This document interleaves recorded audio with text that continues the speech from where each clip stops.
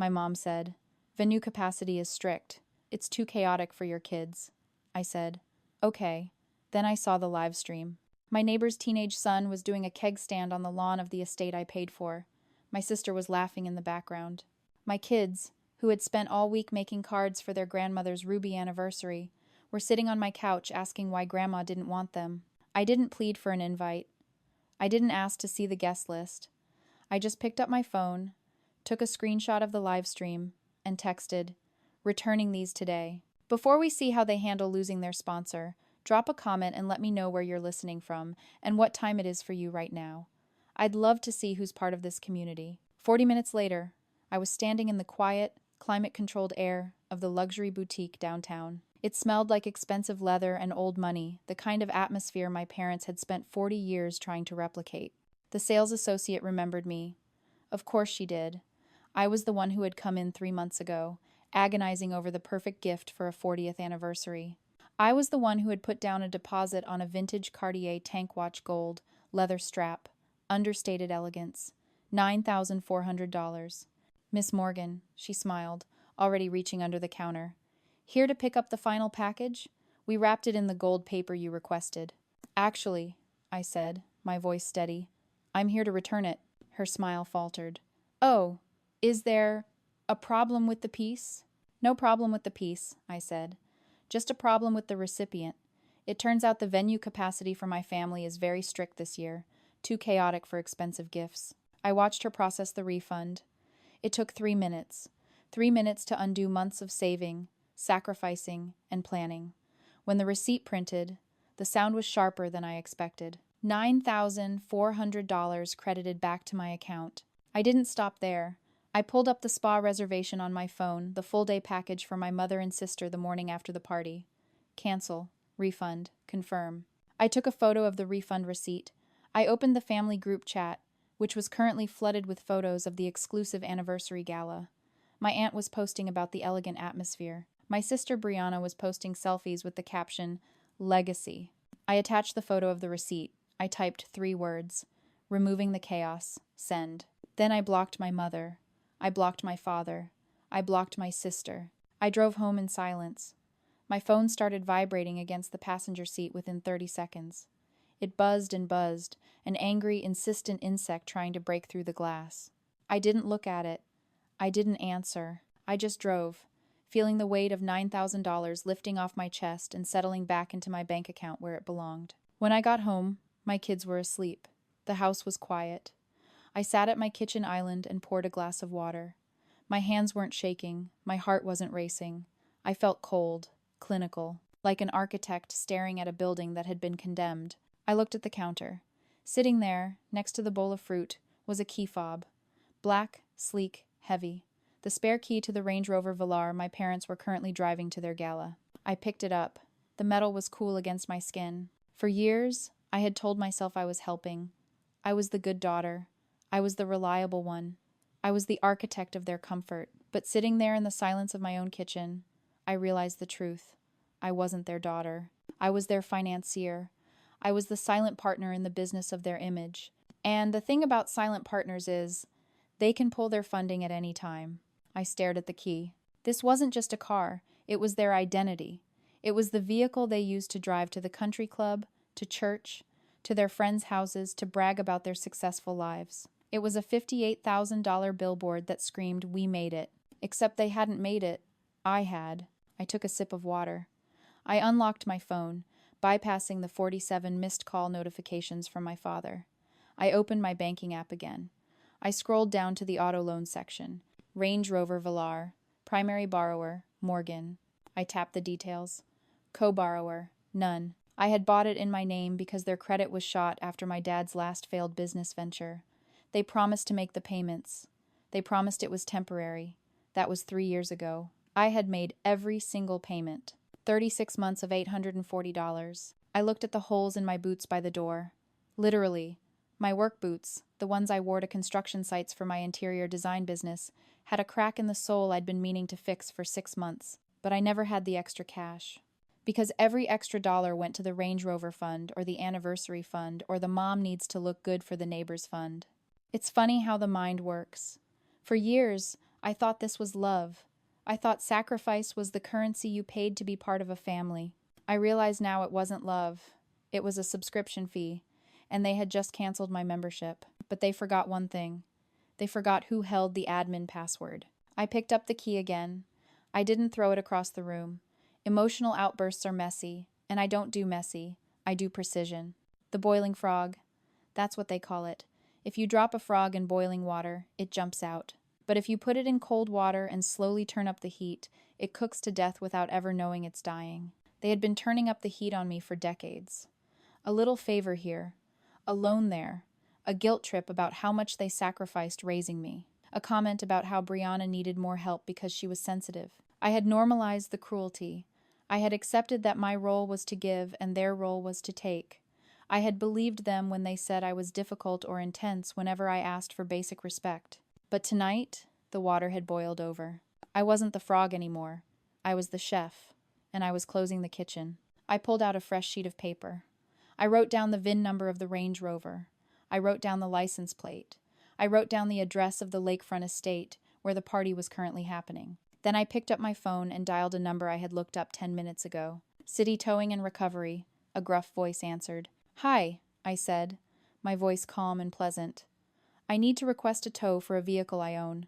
I have the title and registration in hand. It's currently at a private event, and the drivers are unauthorized. Unauthorized use? The dispatcher asked. You want us to repo it? Yes, I said. Tonight, right now, in the middle of the party. There was a pause on the line, then a chuckle. We can do that. What's the address? I gave him the address. I gave him the details. Driver will be there in 45 minutes, he said. Thank you, I said. Please be careful. The people who have it, they can be a bit dramatic. I hung up. I looked at the clock. 11:51 p.m. Happy anniversary, Mom and Dad. The morning sun hit my kitchen counter, illuminating the empty space where the spare key used to be. I poured my coffee, the silence of the house feeling heavy and luxurious. For the first time in years, I wasn't waking up to a panic attack about which bill needed to be paid to keep my parents' facade from crumbling. I opened my laptop. Since I had blocked their numbers, they had resorted to the one channel I couldn't fully close off. Email. Subject. Final notice regarding your status in this family. Sent. 2:43 a.m. I took a sip of coffee, feeling the warmth spread through my chest, and clicked it open. Morgan, your behavior yesterday was a display of narcissism and cruelty that we can no longer tolerate. Returning a gift meant to celebrate our legacy is unforgivable. You have made it clear that you do not value this family. Therefore, until you issue a public apology and replace the funds you stole, you are no longer welcome in our lives. We have one daughter now. Brianna understands loyalty. Attached were screenshots of their social media posts from last night, likely posted right before the tow truck arrived. A photo of Brianna holding a glass of champagne, captioned, "The only one who truly appreciates our sacrifices. Our legacy is safe with her." I leaned back, studying the screen. The words were designed to hurt. They were crafted to make me panic, to make me scramble for my wallet to buy my way back into their good graces. But all I saw was the autopsy report of a dead relationship. It's a psychological concept called the delusion of power of the empty wallet. My parents had spent 40 years confusing having with being. They believed that because they sat in a Range Rover, they were wealthy. They believed that because they threw a gala, they were respected. They didn't understand that their entire identity was a rental, and I was the landlord. They thought their status was an intrinsic trait, like eye color or height. They thought they could fire me the financier and keep the lifestyle. They didn't realize that without my compliance, their social standing was just a hollow shell. They were standing in a house of cards, setting fire to the foundation, convinced they could float on their own superiority. Our legacy, they wrote. Their legacy was debt. Their legacy was a leased image. And Brianna, the golden child, she wasn't an heir. She was just the next host for the parasite. I didn't feel sad. I didn't feel lonely. I felt the cold, hard satisfaction of a bank auditor closing a delinquent account. I deleted the email. Then my phone rang. It wasn't my parents. It was the towing company. "Miss Morgan?" The dispatcher's voice was tight. "We have the vehicle at the lot, but you need to come down here. The driver found something in the glove box you need to see. And there's a man here claiming he bought this car yesterday." I frowned, the coffee cup freezing halfway to my mouth. Bought it? That's impossible. I have the title. Yeah, the dispatcher said. That's why you need to come down. He's got a bill of sale, and it's got your signature on it. The temperature in the room dropped 10 degrees. I grabbed my keys. This wasn't just a family drama anymore. This was a crime scene. I drove to the impound lot with a strange sense of calm. The panic I should have felt, the "oh God, my father is a criminal" panic, was absent. Instead, there was just clarity. The tow yard was dusty and smelled of diesel and disappointment. The dispatcher, a burly man named Mike with grease under his fingernails, met me at the counter. He didn't smile. "Range Rover Velar," he said, tapping a file on the counter. "Nice car. Shame about the family drama." "You have no idea," I said. "You mentioned a bill of sale?" He slid a piece of paper across the counter. It was a standard DMV bill of sale form, filled out in handwriting I recognized instantly. My father's blocky, aggressive scrawl. Seller, Morgan. Buyer, private party, some guy named Kevin. Sale price, $32,000. Cash. Date, yesterday. And at the bottom, a signature. Morgan. It looked nothing like my signature. It was shaky, hesitant, a desperate attempt to copy the loop of the M from a birthday card I'd sent 5 years ago. "The guy, Kevin," Mike said. "He showed up right after the truck brought it in. Said he bought it yesterday from James at the estate. Paid cash. Said James told him the title was in the mail. When he saw us hooking it up, he tried to block the truck. Said we were stealing his property." I stared at the forged signature. My father hadn't just borrowed the car to look rich at the party. He had sold it. He had sold my car, behind my back, pocketed $32,000 in cash, and was probably planning to report it stolen today to cover his tracks. He was going to let me file an insurance claim for a theft he committed. He wasn't just image-obsessed. He was a felon. "Where is this Kevin now?" I asked. "Outside with the cops," Mike said. "We called them when he started kicking the fence. He's showing them this bill of sale. They're going to want to talk to you." I walked outside. 2 officers were listening to a man in a polo shirt scream about his rights. When they saw me, the yelling stopped. "Are you the owner?" one officer asked. "I am," I said, "and I didn't sell this car." "He said you did," Kevin shouted, pointing a finger at me. "James said you were on board. He took the cash." "Officer," I said, my voice steady, "that is not my signature. I have the title in my hand. I have the loan documents in my name. My father, James, did not have permission to sell this vehicle. This is fraud. And grand larceny." The officer looked at the paperwork. He looked at the forgery. He looked at me. "Do you want to press charges, ma'am?" The question hung in the dusty air. Press charges. Arrest my father. Send him to jail. It was the nuclear option, the point of no return. And then I thought about the text. "Too chaotic for your kids." I thought about the holes in my boots. I thought about Brianna, the golden child, drinking champagne while my father sold my property to fund their lies. "I need a minute," I said, "to make a call." I walked away from the officers. I didn't call my father. I didn't call my mother. I called Brianna. She answered on the first ring, her voice a hushed whisper. "Morgan, why are you calling?" Mom said not to. "Brianna," I cut her off. "I'm at the tow yard. Dad sold my Range Rover yesterday. For cash. He forged my signature. The police are here." Silence. Dead, heavy silence. "Did you know?" I asked. "Morgan, please," she whispered, and I heard the wobble in her voice, the crack in the golden facade. He said he had to.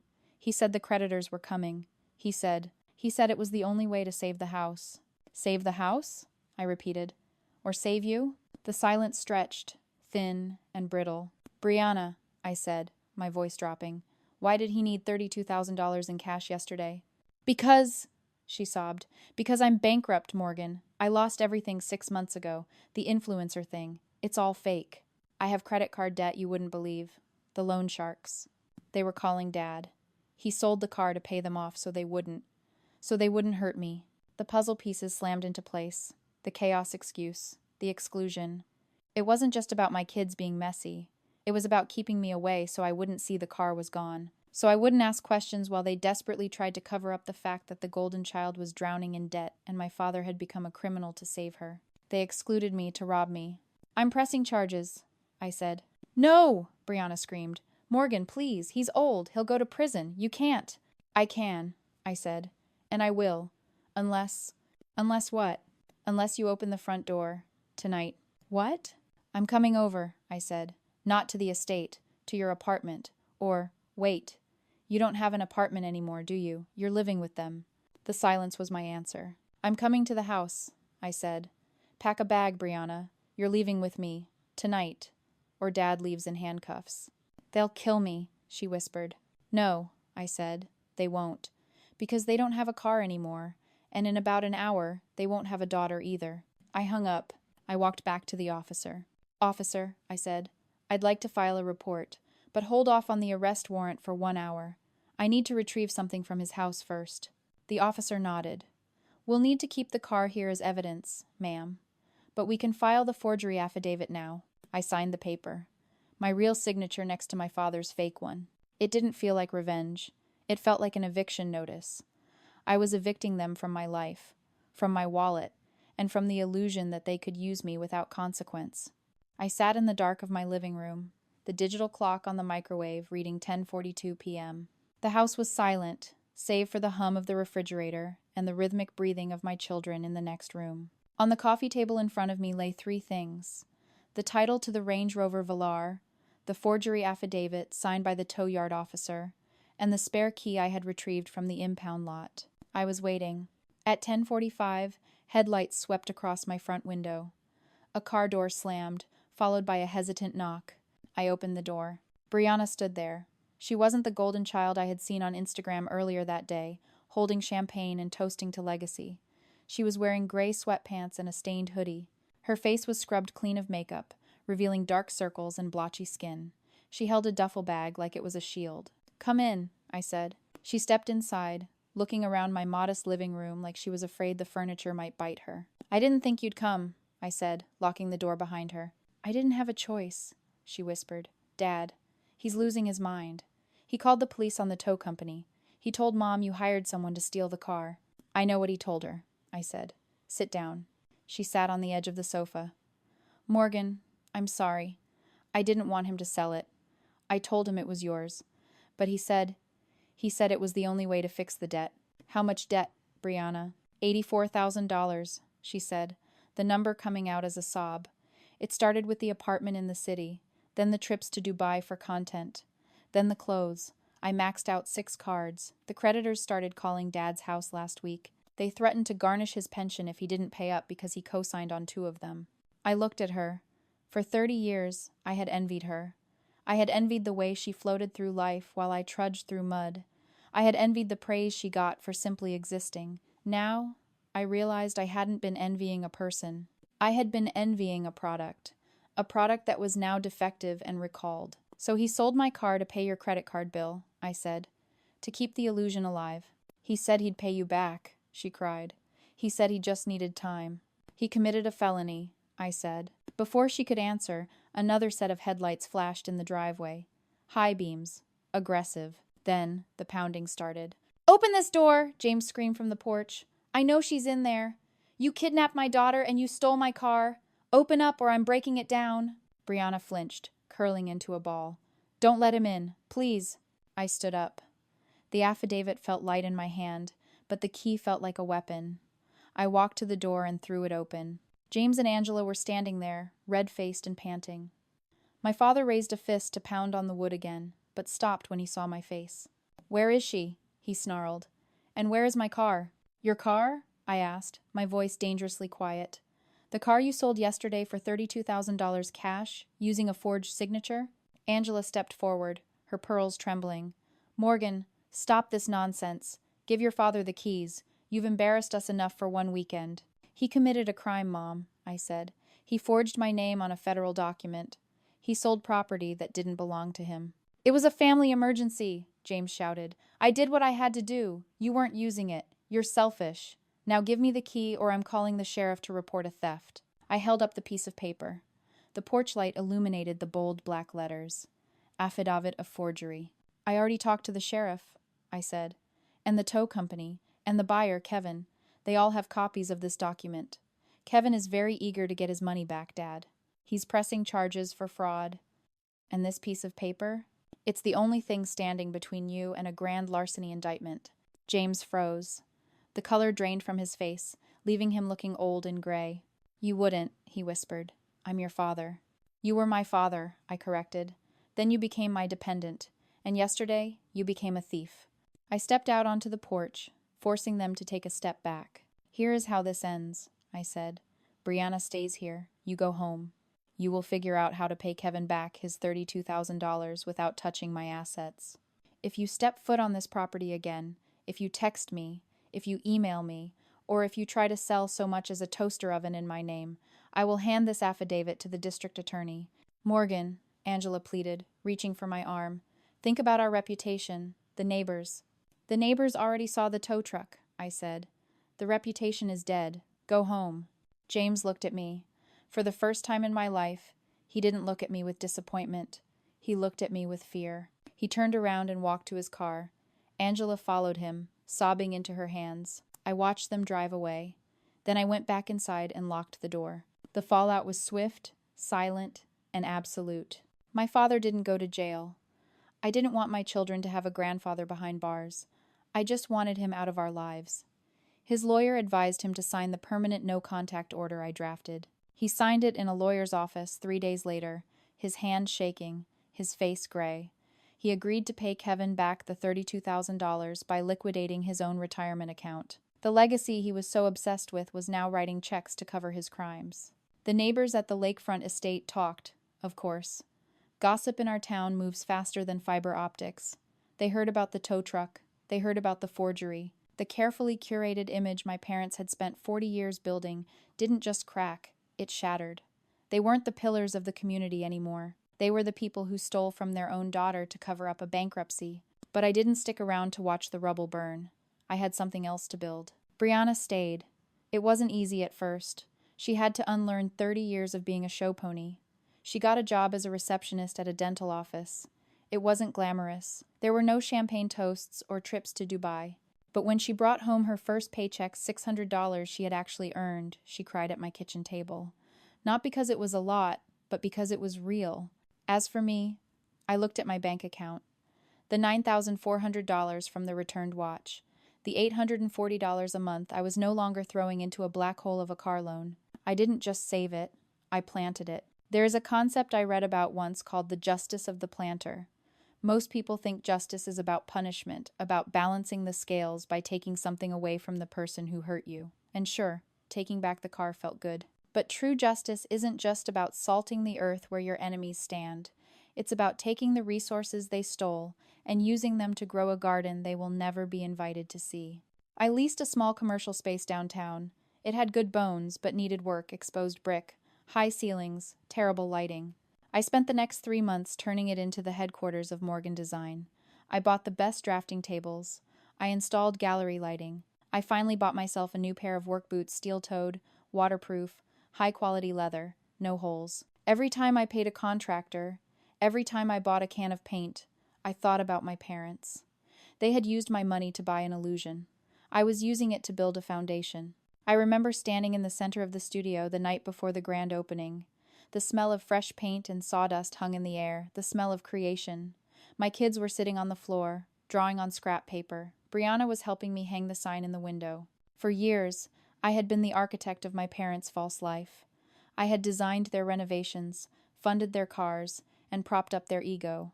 I was the scaffolding that held up a hollow facade. Now, I was the architect of my own reality. I realized that revenge isn't just making them pay, it's making yourself prosper.